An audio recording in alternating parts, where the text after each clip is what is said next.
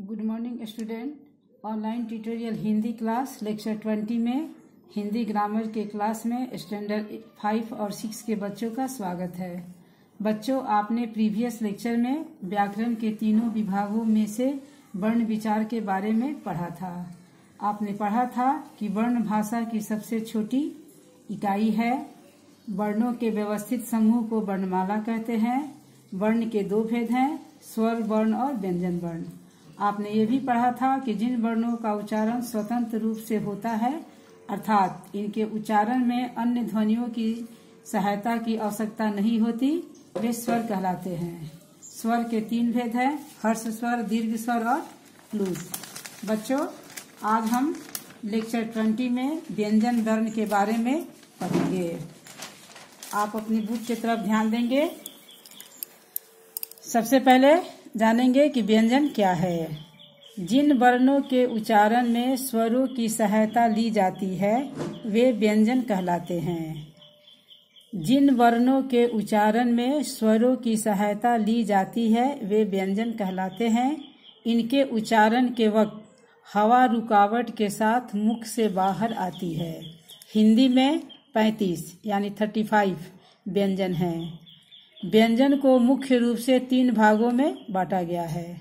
आपने स्वर के भी बारे में पढ़ा था कि स्वर के भी 3 भेद थे, हर्ष स्वर, दीर्घ स्वर और प्लुत। यहाँ व्यंजन को भी 3 भागों में बांटा गया है। स्पर्श, पहला है स्पर्श, दूसरा है अंतःस्थ और तीसरा है ऊष्म। पहला है स्पर्श, दूसरा है अंतःस्थ और ग है तीसरा यानी ऊष्म।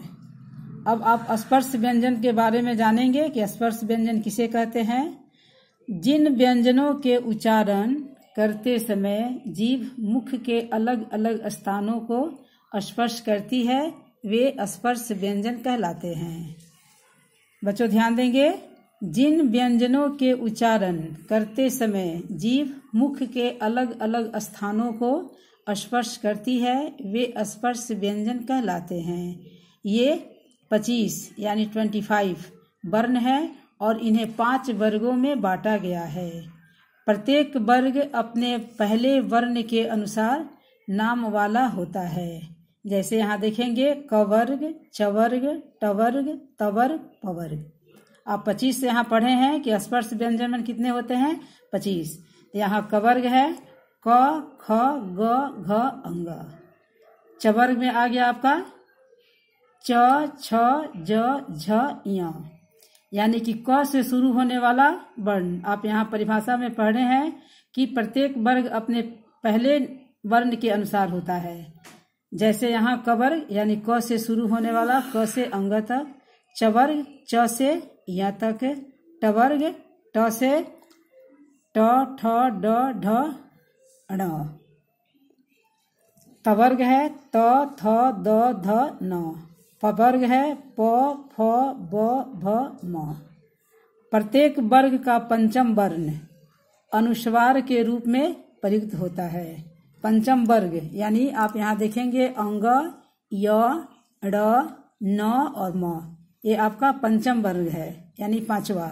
क, ख, ग, घ, अंग यानी क पहला हुआ, ख दूसरा हुआ, ग तीसरा, घ चौथा और अंग 5वां। तो यहाँ दे रहा है कि प्रत्येक वर्ग का पंचम वर्ण अनुस्वार के रूप में प्रयुक्त होता है। इसके बाद है आपका अंतःस्थ। अंतःस्थ जिन व्यंजनों के उच्चारण में जीभ मुख के किसी भी भाग को पूरी तरह स्पर्श नहीं करती।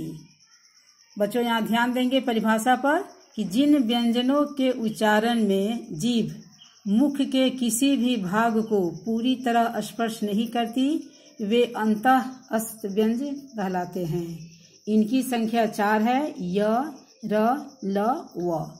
आप इसको बोलकर इसको आप देख सकते हैं कि ये जीभ इसमें मुख के किसी भी भाग को स्पर्श नहीं करती। इसका उच्चारण आप बोलकर स्वयं कर सकते हैं। ग है ऊष्म। जिन व्यंजनों के उच्चारण करने पर मुंह से रगड़ खाने के बाद हवा गर्म सी गरम यानी उष्म हो जाती है वे उष्म व्यंजन कहलाते हैं। ये भी 4 हैं, तालव्य स, मूर्धन्य स, ह, दंत स और ह। ये 4 हैं। जिन व्यंजनों के उच्चारण करने पर मुंह से रगड़ खाने के बाद हवा गर्म सी हो जाती है वे उष्म व्यंजन कहलाते हैं। ये भी 4 है, तालव्य स, मूर्धन्य स, दंत स और ह। बच्चों इसमें कुछ आपका संयुक्त व्यंजन होता है। यहाँ आप देखेंगे कि 2 व्यंजनों को मिलाकर संयुक्त व्यंजन बनते हैं। इनके बीच कोई स्वर नहीं होता। यहाँ आप देखेंगे जैसे आप छ, त्र, ज्ञ, स्र ये 4 वर्ण का प्रयोग करते हैं। क और स हो गया, यहाँ त और र मिलकर त्र हो गया, ज और य मिलकर ज्ञ हो गया, तालव्य स और र मिलकर स्र हो गया। इस प्रकार बच्चों